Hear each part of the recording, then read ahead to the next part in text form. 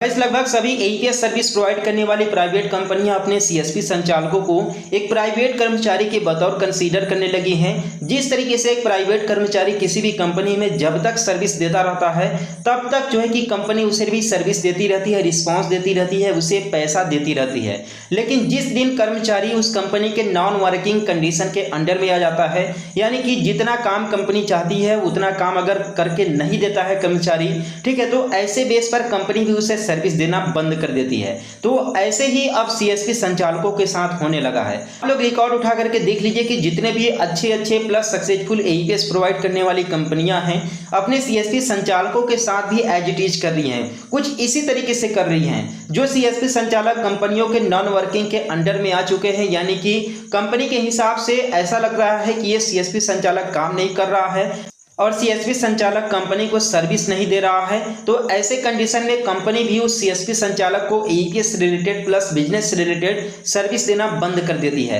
और ऐसे में सीएसपी संचालकों का काफी ज्यादा नुकसान भी हो जाता है, क्योंकि जब तक सीएसपी संचालक उस कंपनी के वर्किंग कंडीशन के अंडर में रहेगा, यानी कि उस कंपनी के पोर्टल पर काम करता रहेगा सीएसपी संचालक, तब तक कंपनी की तरफ से किसी भी तरह का जो है कि एक्शन नहीं लिया जाएगा उस सीएसपी संचालक के ऊपर। लेकिन जैसे ही कंपनी के नॉन वर्किंग जो है कि रिटेलर के अंडर में आ जाता है सीएसपी संचालक, यानी कि कंपनी के द्वारा जो भी उसे टारगेट वगैरह दिया जाता है, जो भी उसे काम करने के लिए या फिर एईपीएस पोर्टल रन करने के लिए जो भी कंपनी के द्वारा गाइडलाइन दिया गया है, जब उसे फॉलो नहीं करता है या फिर एईपीएस ट्रांजैक्शन वगैरह नहीं करता है, मंथली मंथ में कुछ भी नहीं करता है, तो ऐसे कंडीशन में वो रिटेलर वो सीएसपी संचालक कंपनी के नॉन वर्किंग कंडीशन के अंडर में आ जाता है। और ऐसे केस में कंपनी या तो उसके रिटेलर आईडी को, सीएसपी आईडी को ब्लॉक कर देती है या फिर जो कि उसे परमानेंटली डिलीट कर देती है, जिसके बाद सीएसपी संचालक अपने पैन कार्ड और आधार कार्ड के माध्यम से दोबारा से उस कंपनी में अपना यूजर आईडी पासवर्ड नहीं बना पाता है। ठीक है, तो बेसिकली अपडेट क्या है इसके बारे में आप लोगों को डिटेल से बताने वाला हूं, तो वीडियो को बिना स्किप किए पूरा देखिएगा, जिससे कि आप लोगों को सही और सटीक जानकारी मिल सके। बेसिकली देखिए, हमारे बहुत सारे ऐसे सीएसपी संचालक हैं जिनके पास 2 से या फिर 1 से ज्यादा सीएसपी आईडी है। किसी किसी के पास तो 4 कंपनियों का एईपीएस आईडी है, लेकिन आप लोगों के पास एक से ऐसे भी कंपनियों का एईपीएस आईडी होगा जिनको आप लोगों ने महीनों से ओपन तक नहीं किया होगा, ट्रांजैक्शन की तो बात ही दूर है। ठीक है, तो ऐसे केस में कंपनियां ऐसे ही सीएसपी संचालकों को जो है कि फिल्टर कर रही हैं, और खास तौर से वही कंपनियां कर रही हैं जिनका फैन बेस यानी कि रिटेलर बेस अच्छा खासा है। यहाँ पर बता दें कि फिनो पेमेंट बैंक की तरफ से एक अपडेट आ रहा है, साथ में एयरटेल पेमेंट बैंक की तरफ से भी अपडेट है, और स्पाइस मनी पेनियर बाइक की तरफ से भी, यानी कि पूरे उन सभी कंपनियों की तरफ से अपडेट है जो कंपनियां एक सक्सेसफुल कंपनी हो चुकी है मार्केट में, यानी कि उनका अच्छा खासा रिटेलर बेस है।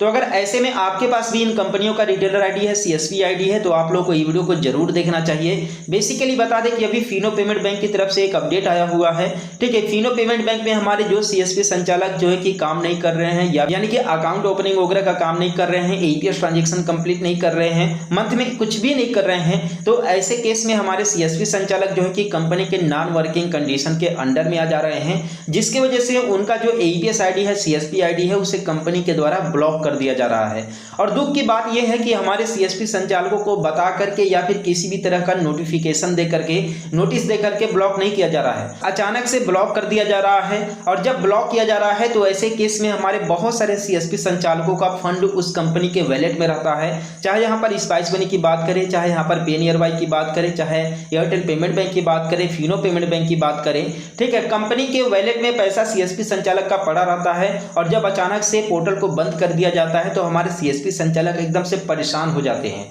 और परेशान हो भी क्यों नहीं, क्योंकि हमारे एक सीएसपी संचालक हैं जिनके फिनो के वैलेट में उनका 15,000 रुपया पड़ा हुआ है, 15,000 से एबव ही है, एक्चुअली में एक्यूरेट उन्हें पता नहीं है। ठीक है, 15,000 से भी ज्यादा पड़ा हुआ है, लेकिन उनका अचानक से जो फिनो अकाउंट है उसे जो कि ब्लॉक कर दिया है। और ऐसे केस में उनके जो डिस्ट्रीब्यूटर हैं वो भी हेल्प नहीं कर रहे हैं, वो भी काफी ज्यादा परेशान कर रहे हैं। कुल मिलाकर के बात करें तो वो कॉल तक रिसीव नहीं कर रहे हैं।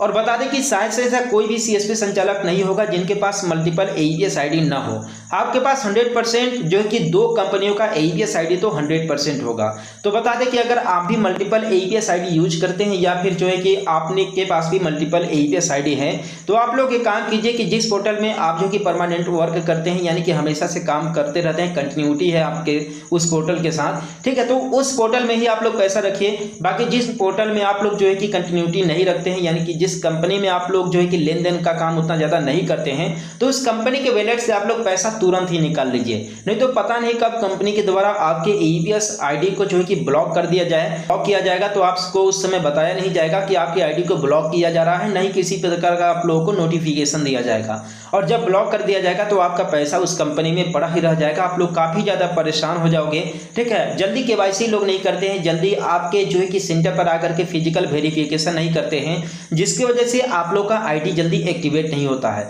आप लोग को तो पता ही होगा कि जो है कि जब किसी को रिटेलर ID देना होता है, या जब आपके पास बहुत सारे डिस्ट्रीब्यूटर लोग आते होंगे जो कि आपको रिटेलर ID देने के लिए कितना ज़्यादा रिक्वेस्ट करते होंगे, आराम से जो है कि बतियाते होंगे, बहुत प्यार से बात करते होंगे, लेकिन जब आप एक बार रिटेलर ID ले लेते होंगे और किसी भी तरीके से अगर फंसते होंगे, तो आप लोग समझ सकते हैं कि कितना ज़्यादा आप लोगों को दोबारा से रिक्वेस्ट करना पड़ता है। ठीक है, तो आप लोग समझ सकते हैं। तो जिस कंपनी के AEPS पोर्टल में आप काम नहीं करते हैं, उससे फंड तुरंत ही विड्रॉल कर लीजिए। तो आई होप कि इस वीडियो के माध्यम से आप लोगों को एक नया जानकारी मिला हो। साथ में चैनल को सब्सक्राइब कर दीजिएगा। मिलते हैं फिर किसी नेक्स्ट वीडियो में एक नए अपडेट के साथ।